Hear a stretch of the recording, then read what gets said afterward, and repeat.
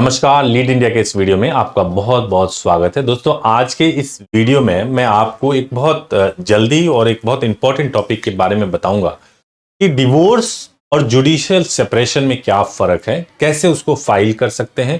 दोनों के बीच में बहुत लोग कंफ्यूज रहते हैं, उन्हें समझ में नहीं आता कि सेपरेशन और डिवोर्स का क्या है। तो इस वीडियो में मैं आपको पॉइंट वाइज कंपेयर करके बताऊंगा कि सेपरेशन क्या होता है और डिवोर्स क्या होता है। तो सबसे पहले अगर मैं हिंदू मैरिज एक्ट की बात करूं जो एप्लीकेबल होता है हिंदू, बौद्ध, जैन, सिख के ऊपर, तो मैं अगर इसकी बात करूं तो अगर आपको जुडिशियल सेपरेशन लेना है तो आप हिंदू मैरिज एक्ट के सेक्शन 10 के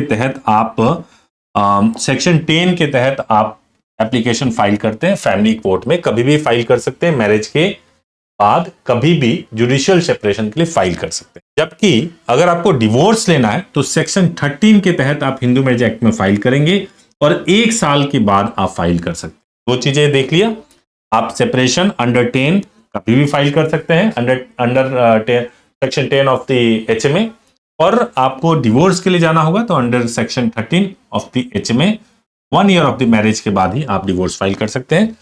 दूसरा, जुडिशियल सेपरेशन का मतलब होता है temporary suspension of the marriage, यानी टेम्पररी आपके मैरिज को सस्पेंड किया जा रहा है, उसके बाद से फिर दोबारा आप नॉर्मल हस्बैंड वाइफ की तरह रह सकते हैं।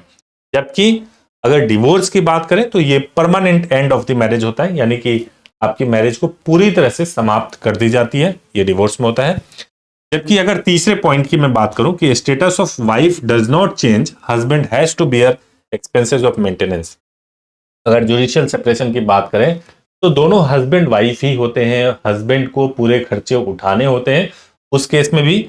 लेकिन अगर डिवोर्स की बात अगर हो रही हो, डिवोर्स की अगर बात करें तो वाइफ को मेंटेनेंस और एलिमनी का राइट होता है, वो कोर्ट से मेंटेनेंस और एलिमनी मांग सकते। जो चौथा पॉइंट है, husband and wife still remain couple, can't remarry. मतलब जुडिशियल सेपरेशन में भले दोनों अलग अलग रह रहे हों, जुडिशियल सेपरेशन के तहत दोनों अलग अलग मकान में रह सकते हैं, साथ में भी रह सकते हैं, लेकिन मैं आपको बताऊं कि वो उनको ये अधिकार नहीं होता है, वो रीमैरी कर सकते हैं, किसी और से शादी कर सकते हैं। जबकि डिवोर्स में एक बार डिवोर्स मिल गया तो दोनों को राइट मिल जाता है कि वो दोबारा रीमैरी कर सकते हैं और उस पर किसी भी तरह का कोई प्रतिबंध नहीं होता। जुडिशियल सेपरेशन को कभी भी विड्रॉ किया जा सकता है। जुडिशियल सेपरेशन आपने ले लिया, उसको कभी भी किसी भी पार्टी के द्वारा, यानी वाइफ या हस्बैंड में से किसी के भी द्वारा इसको विड्रॉ किया जा सकता है।